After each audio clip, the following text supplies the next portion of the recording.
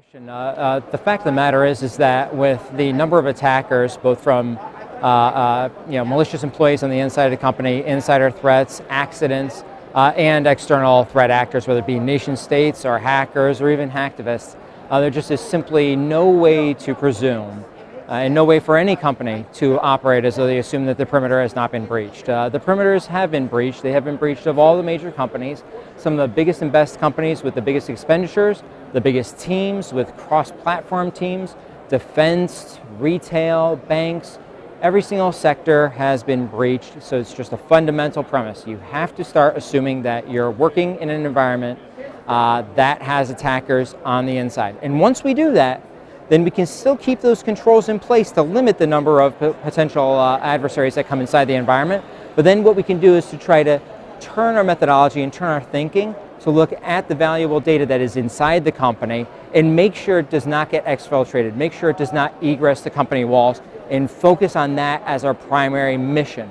No longer can we just say, we put up a good defense, we don't think anyone got in, and not turn around and look what's behind us, right? You have to go ahead and reposition the troops on the castle wall. You must turn around. You must start looking inside the castle wall. Just because people are egressing in does not mean that they're the right people or that they have the right intentions. We must go ahead and do that. Quite honestly, I think in this day and age, it's just mandatory as part of any cybersecurity program.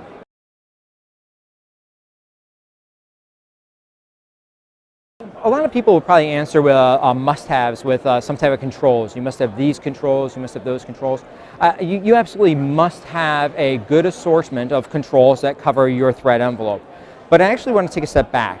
First and foremost, you must have the right corporate buy-in. That means the leadership staff, the CEO, the board know that you need cybersecurity expertise and leaders within the company. They recognize the importance of that. They've appointed the right people. They've resourced the departments in the correct way, and that the entire company is on a solid footing as it relates to cybersecurity. It is just simply baked into the organization. So first and foremost, you got to change the culture. Culture is going to be the most important thing for a good cybersecurity defense.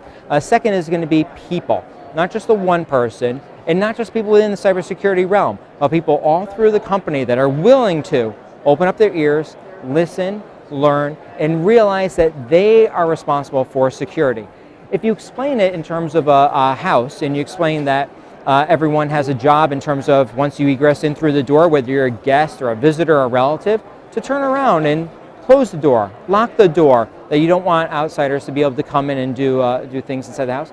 People actually get that explanation, but they don't when it comes to cybersecurity. They don't understand that the HR person, the salesperson, the developer, everyone has a place and a role to play with cybersecurity. So definitely on the governance side and executive leadership, definitely on the people side, and we do talk about technology, but technology from a risk-based methodology.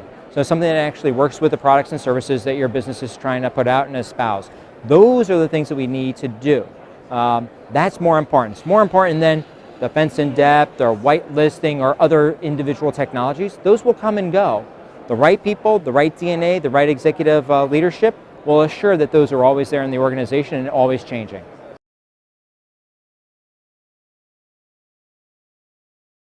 You know, the legal landscape is so difficult and so fraught with issues right now. You have laws that are essentially modeled off of HIPAA from 1995 and GOBA from late 90s and data breach laws starting in 2003. And a lot of these things are triggering different protections and different mechanisms and allowing for further class action lawsuits to proceed. I don't think that we should look to the laws in terms of what we do from a business side. What we need to do is to say, where are our risks? How do we want to close those off? And how do we want to make sure that we are less likely to have to, less likely to have to face the challenge of a class action, less likely to have to face, litigation that is really down in the weeds and down in the trenches, things that should be no-brainers, like encryption. Numerous different state laws and federal laws have rules and regulations regarding encrypted laptops, encrypted mobile devices. It's a simple must-have. That will stave off litigation in that realm in its entirety. You don't want to make yourself an easy target for anyone in this realm. But what we also want to do is not presume that when you've been sued that you are in fault, that you're at fault, that you're in error for a cybersecurity miss. You will always have lawsuits that happen, whether it's shareholder derivative suits, company lawsuits or any individually placed lawsuits for further harm and damage that are levied against a company that has a cybersecurity issue. Always. It will always happen, and there's a good bunch of them that are moving forward. A lot of them getting dismissed at the motion to dismiss stage for failing to actually prove that there's a real harm, a real legally cognizable harm. But let's not focus in on the laws, let's focus in on how we need to do business in a safe manner, the controls that need to be there, and making sure that we're able to build those into our environment and stave off some of the frivolous lawsuits as well.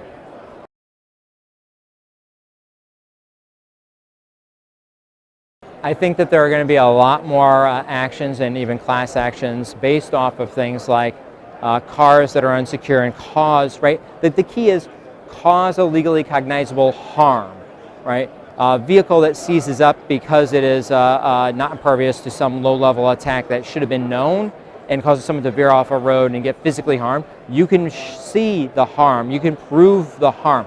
Those are going to be rife with litigation.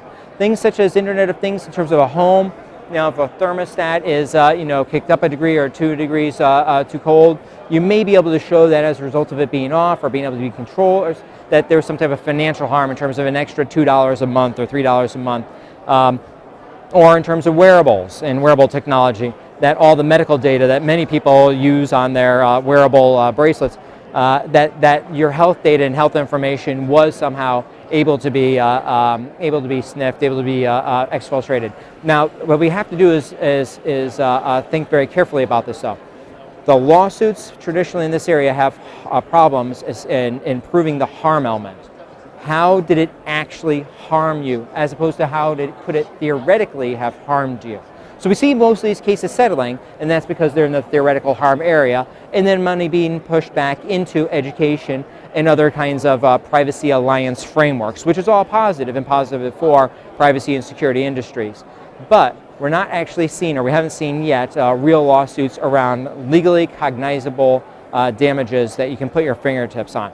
But it is an area I think that we need to look out for and need to watch out for, and quite honestly, because the home is, right, it doesn't get any safer, it doesn't get any more important than the home, the sheer emotional attachment that consumers are going to have to home security issues, right? The four walls of my home, our privacy, the abode, what our family is doing, where we're going, why we're doing it.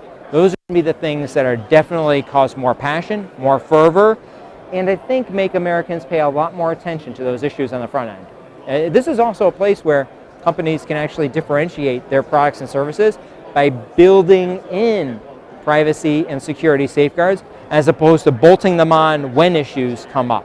So it's going to be very, very interesting in the years ahead.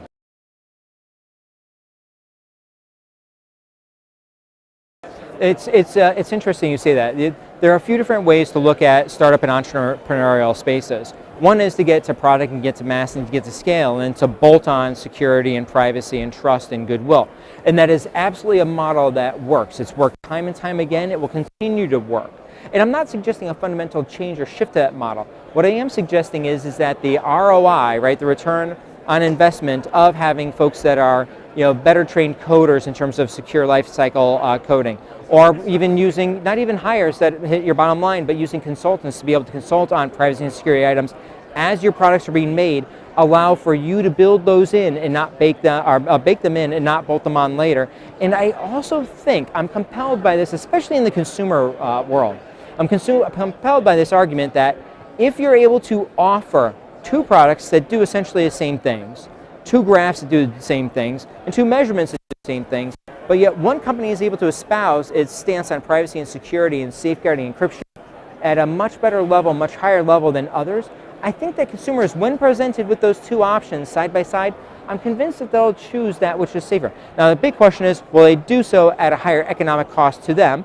And maybe not, but there are ways to do this that are smart, there are ways to do this that are cost effective, there are ways to actually do this by hiring the right people on the front end. But once again, it comes back to kind of our question from before, is focus on the people. Hire the right people, the right question, the right mindset, and you're able to stave off issues and problems that might crop up later on.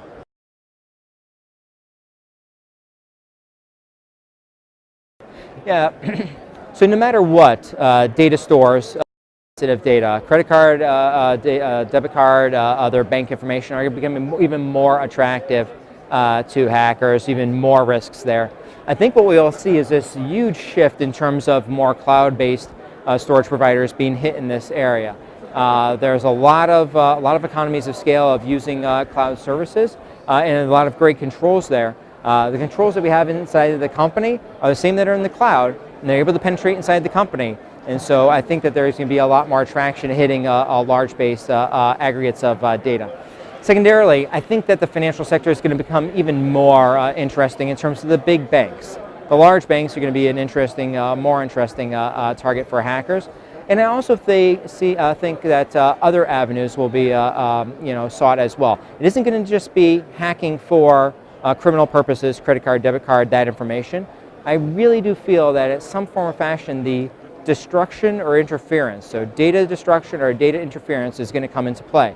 So changing up what the data represents, deleting or interfering with the ability to access data, those are some tips and some trends that I think that we'll start to see and start sprinkling out over the next year.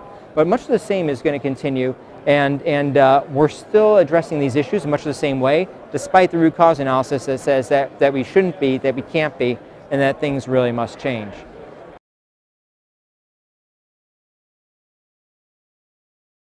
Absolutely. We always go to the financial sector for data manipulation, but even data manipulation at the energy company, data manipulation at the telecom, simply switching around, doing a replace on the last digit of everyone's phone number and manipulating that could cause kind of a global outage, or not global, an outage to occur within said database. I think that those are very, very interesting. Hacking of universities and colleges, changing around information on scores as who gets in, who doesn't get in. I think that a lot more of this will be targeted in terms of data manipulation, data interference is something where the successful hack, or the most successful hack, is going to be the one that goes uncovered, right? Or you don't actually, or unseen, unknown, and actually slides under the radar screen and is able to stay there for a period of time. Those are going to be the most important ones. I think those are you're going to try to see those a lot more in the defense industrial base, and in terms of other areas where you can manipulate the data to cause an outcome to result from that, and you have the impact 2, 5, 8 years later, and it's one that you're really steering the course of history towards, as opposed to something that is fast and furious, data extraction, but everyone knows what was taken, everyone knows where it was sent. Those will be much more sophisticated attacks that I think are going to be relegated to the highest nation states or the highest level of sophisticated criminal hackers. Absolutely, you could bake data manipulation into the actual economies of scale that you have in terms of the global supply chain. Something that is looked at by our military, but once again, it's a needle in a haystack in terms of trying to monitor each and every device, each and every item, each and every part that comes through the DoD. But hitting a global supply chain in terms of data manipulation of a motherboard at said factory that then gets deployed to missile systems or radar systems or aircraft systems could definitely have long running implications. The most successful one will be that which is not known, not seen, and doesn't have any use until 5 or 10 years from now. That's going to be the most dangerous too. There have been a number of instances where the threats to the global positioning satellite system is a live and real threat. Other nations that are hostile to our nation do have the access to space. They do have the access to cause interference with GPS. And so it is an old skill that needs to be dramatically, right? The AAA maps of the past, we need to make sure that we are teaching everyone how to use those so that we do not become so reliant on technology that our fundamental baseline skills are negatively impacted. I think sometimes technology makes us dumber. You forget things. We certainly, the more technologically advanced we get, the bigger the asymmetric threat gets, right? The David and Goliath really becomes massively out of whack the more we depend upon technology, and the more we lack any ability to switch over to kind of tried and true paper-based methods of doing things. So we have to retain our common sense. Thank you so much, Dr. Pierson. Absolutely.